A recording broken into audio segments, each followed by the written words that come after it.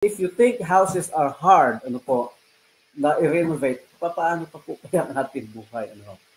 That is the reason why, mga kapatid, na kapag tayo ay dumaranas sa mga masalimuot na karanasan ng ating buhay, that is because the Lord is working in you. God is restoring us. God is sanctifying us. There is always something that needs to be fixed in us.